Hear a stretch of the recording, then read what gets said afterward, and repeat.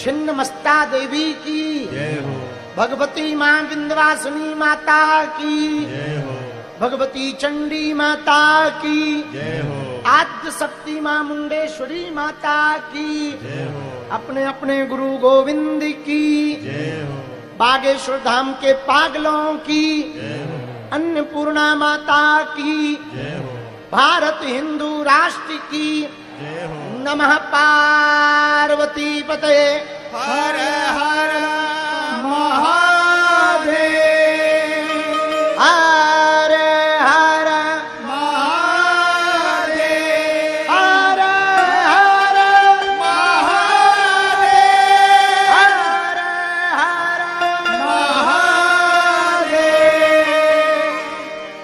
हरि शरणम हरि शरणम हरि शरणम भैया।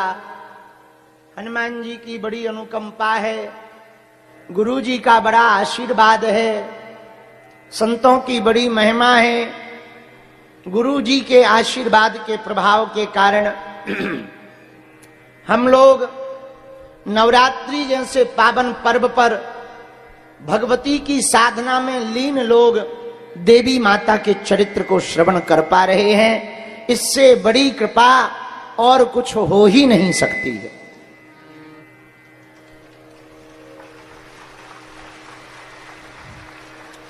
दूसरी बात, भगवती ने बड़ी कृपा की कि बागेश्वर धाम पर खूब अनुष्ठान चल रहे हैं। इस साल देवी की प्रतिमाएं लगभग 3-4 विराजमान हैं। हमारे कथा के यजमान श्री अजय राय जी भी उत्तर प्रदेश बिहार से लगभग 12 ब्राह्मण ला करके देवी माता का अनुष्ठान करवा रहे हैं।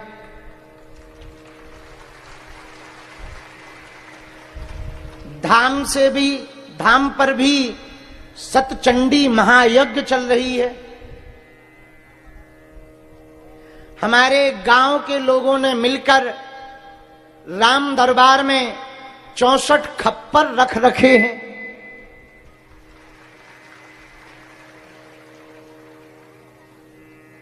कल से हम भी 2-4 सेवफल खाकर अपना जीवन व्यतीत कर रहे हैं।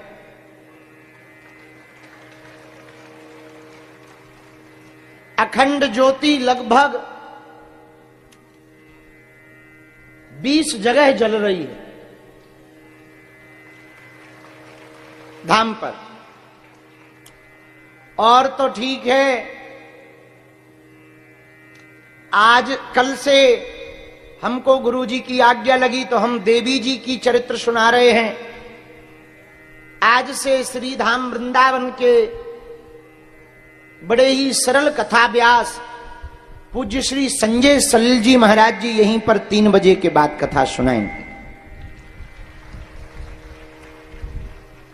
रात को रामलीला हो रही है, अब बचा ही नहीं है कुछ। सुबह से लेकर सुबह तक कुछ ना कुछ चल ही रहा है। बाकी जो बचे खुचे लोग हैं वो भंडारा चला रहे हैं। भाई जिन्हें अनुष्ठान नहीं करना, जिन्हें जप नहीं करना, जिन्हें रामलीला नहीं देखनी, कथा नहीं सुननी, वो क्या कर रहे? बोले वो भंडारा खा रहे। तो भाई सब प्रकार के लोग तो चाहिए। बारात में हर प्रकार के लोग जाते हैं, कुछ पीने वाले जाते हैं। बोले ये क्यों आए हैं? बोले नागिन डांस तो यही करेंगे। बोले फूफा जी का क्या काम है बारात में? बोले रूठेगा कौन, तो फूफा चाहिए। अच्छा, चोर भी बारात में जाते। तो हमने एक चोर से पूछा कि भाई तुम्हारा क्या काम है हमारी कथाओं में? बोले चप्पलें कौन साफ करेगा। हम का मतलब? बोले मतलब हमका बहुत बढ़िया है, बहुत बढ़िया। सब प्रकार के लोग चाहिए। तो कुछ लोग जप कर रहे हैं, कुछ लोग तप कर रहे हैं, कुछ लोग आरती गा रहे। अच्छा, पंडालों में देखो तुम, देवी माता की धूम मची है। गांव गांव गली गली में पंडाल लगे हैं, आरती गा रहे लोग। अच्छा, हम हद हो गई, हम तो सुबह ऊपर बैठे बैठे हंस रहे थे। मंदिर पे ही हमारी कुटिया है, वही डरा है हमारा तो डेरा, हमें तो धाम से निकाल दिया गया। मंदिर पर ही हमारी कुटिया है, वहीं डेरा डला है, वहीं भोजन भजन, वहीं पर जप कीर्तन जो भगवान गुरु जी ने आज्ञा दी है वो कर रहे हैं, हवन पूजन। तो ऊपर बैठे बैठे हम आज खूब हंस रहे थे। सुबह सुबह 4 बजे पंडालों में रात को खूब आवाजें आई, नहीं चाहिए धन और दौलत, ना चांदी ना सोना, मां हम तो मांगे तुझसे केवल एक, तेरे मन में एक छोटा सा कोना। ये वही लोग आरती गा रहे थे जो कल तक 1 रुपया के लिए लड़ाई करते थे। जो 5 रुपया के ऊपर लड़ाई करके मारा मल्ल कर देते, वो भी पंडालों में आज आरती गा रहे कि नहीं चाहिए धन और दौलत, ठटरी के भरे। बताओ क्या जमाना आ गया है। लेकिन माता रानी भी एकदम सीधी है। अब माँ तो माँ होती है, फिर भी वो आशीर्वाद दे रही, ठीक है बेटा हम जानते हैं। अच्छा, बाहर आरती गाता है। हमने एक दुकानदार को देखा, हमारे गांव में एक दुकानदार है, सेठ जी तो नहीं है पर वो उनके पास दुकान है, तो वो दुकानदार हैं, तो वो आरती गा रहे थे मंदिर में जाके, नहीं चाहिए धन और दौलत, ना चांदी ना सोना, माँ हम तो मांगे तेरे मन में एक छोटा सा कोना। और जैसे ही दुकान पे आए बोले राजश्री 50 का मिलेगा। तो हमें बड़ी हंसी आई। हम का 2 मिनट पहले यही मंदिर में आरती गा रहे थे, यही मंदिर में। बताओ, तो ठीक है, भगवती की इच्छा है, जगह जगह लीलाएं चल रही हैं। आज से भागवत कथा का प्रारंभ भी है। हम कथा कहने के पूर्व में कहां गए जज साहब? कथा कहने के पूर्व में एक हमको याद आ गई, फिर नहीं तो भूल जाएंगे, चूंकि बुढ़ापे का शरीर है हमारा, भूल जाते हैं। तुम लोग आनंद में हो,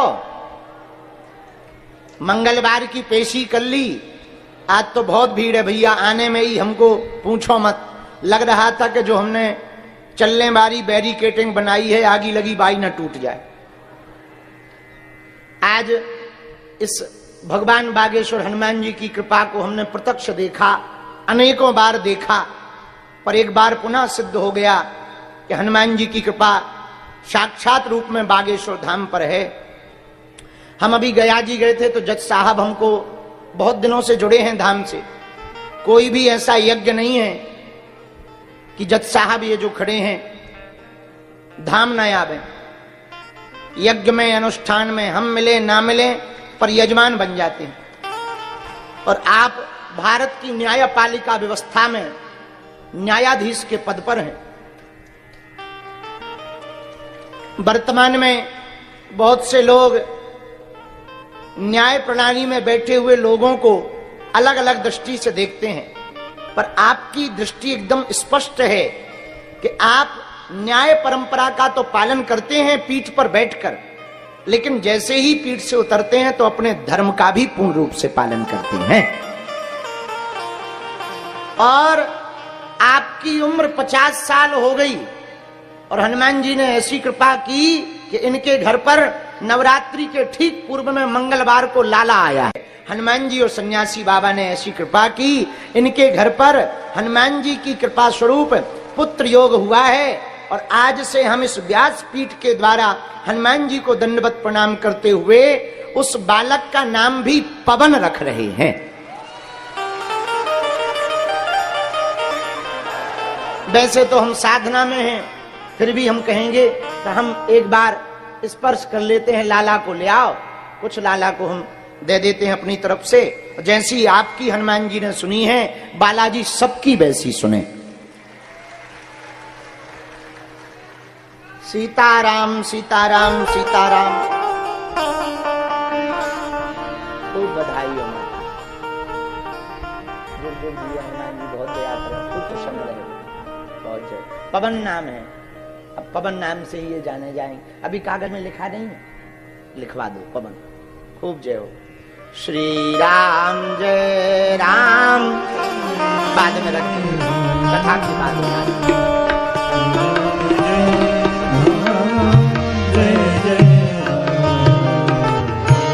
मंगल मूर्ति मारुति नंदन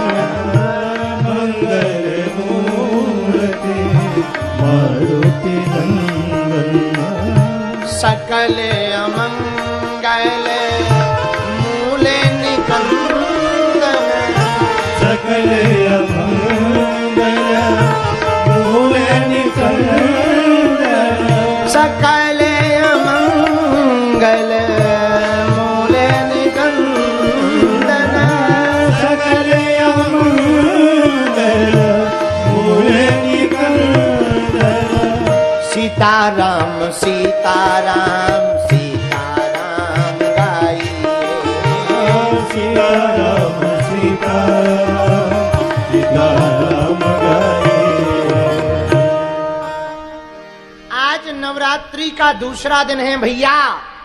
और प्रथमम शैलपुत्री चा द्वितीयम ब्रह्मचारिणी। पहले दिन यदि शैलपुत्री मां की पूजा होती है तो नवरात्रि में दूसरे दिन मां ब्रह्मचारिणी की पूजा होती है। किसकी पूजा होती है? जोर से बोलो। ब्रह्मचारिणी माता की। अच्छा, ब्रह्मचारिणी का अर्थ क्या है? जो तपस्या का आचरण करने वाली देवी है उसी को ब्रह्मचारिणी कहा जाता है। लेकिन ये रूप कब धारण किया माने? भगवान शंकर को प्राप्त करने के लिए मां पार्वती जी ने जो तपस्या की, उस तप के आधार स्वरूप जो भगवती का स्वरूप बना वो ब्रह्मचारिणी स्वरूप बना। धन्य है मां। जो भी नवरात्रि के दूसरे दिन ब्रह्मचारिणी देवी की उपासना करता है, पूजा करता है, ज्योत जलाता है, आरती करता है, फूल में बिल्व पुष्प आदि चढ़ाता है, भगवती मां ब्रह्मचारिणी मां की दया से उसको अभिष्ट तपस्या की प्राप्ति होती है। और जो भी वो तपस्या करता है उसकी तपस्या पूर्ण रूप से निर्विघ्न सफल हो जाती है। देखो, ब्रह्म का अर्थ क्या है? जो अनंत है, जिसका कोई अंत नहीं है वो ब्रह्म है। जिसका कोई पार नहीं पा सकता वो कौन है? ब्रह्म है। जो सच्चिदानंद है वो कौन है? बोलो बोलो, ब्रह्म है। जिससे सारा संसार बना वो कौन है? ब्रह्म है। जिसमें सबकी चेतना व्याप्त है वो कौन है? ब्रह्म है। उस ब्रह्म के आचरण को जो अपने जीवन में पूर्ण रूप से लागू करे वो ब्रह्मचारिणी है। अनंत ब्रह्म जिसमें अनंत शक्तियां निहित हैं, अनंत ब्रह्म, वह ब्रह्म पूर्ण परब्रह्म परमात्मा जो असीमित है, जिसकी सामर्थ्यता असीमित है, जिसका बल असीमित है, जिसका तेज असीमित है, जिसकी प्रज्ञा असीमित है, जिनकी बुद्धि असीमित है, जो जिनका कोई पार नहीं पा सकता, ऐसा ब्रह्म, उस ब्रह्म को भी जो अपनी उपासना के द्वारा उसके आचरण को अपने जो जीवन में लावे वो पुरुष ब्रह्मचारी कहलाता है और स्त्री ब्रह्मचारिणी कहलाती है।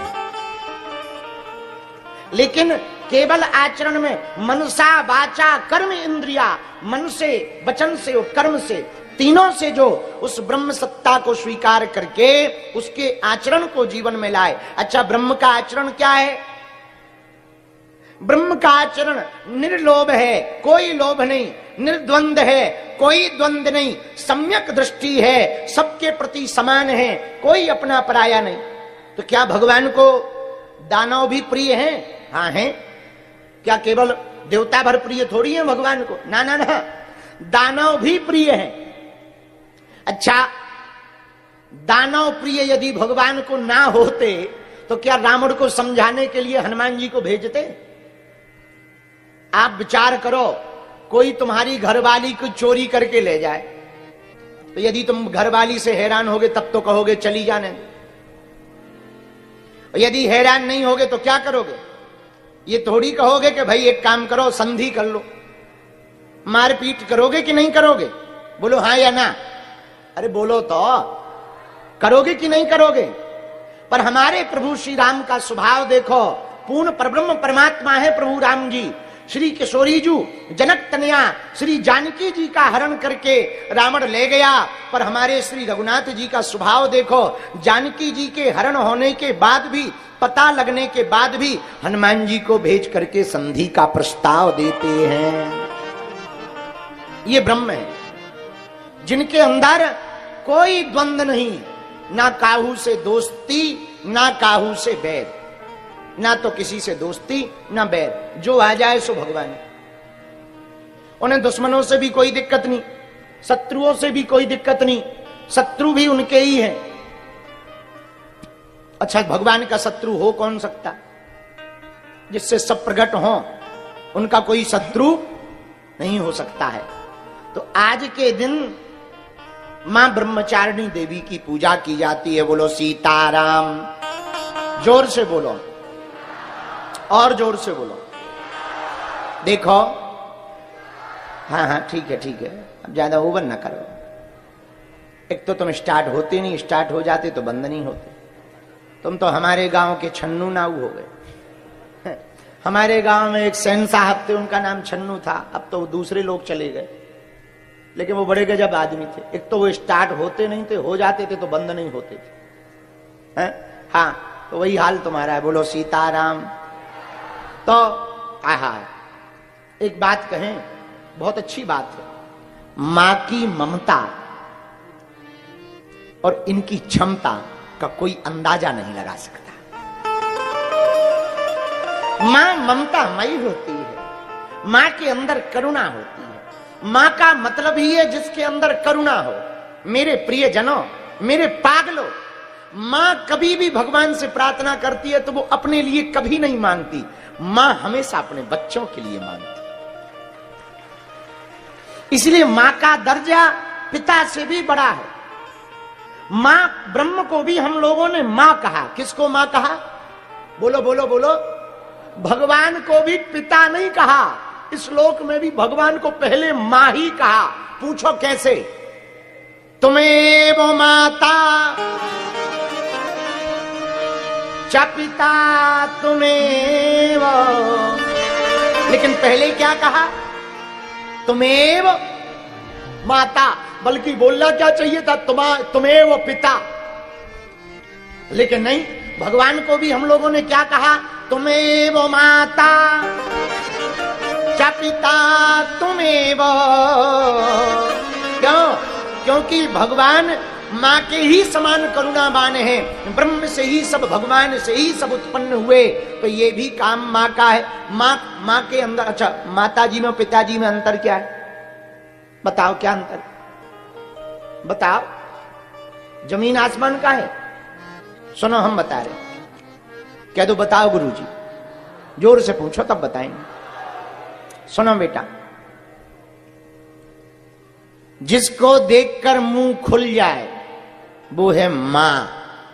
बोलो। देखो खुला, मक्खी ना चली जाए, ध्यान रखना। जिसको देखकर मुंह खुल जाए वो है मां। बोलो। खुल गया। और जिसको देखकर मुंह बंद हो जाए वो है बाप। नहीं है अंदाजा? करके देख लो। बोलो बाप। देखो बंद हो गया।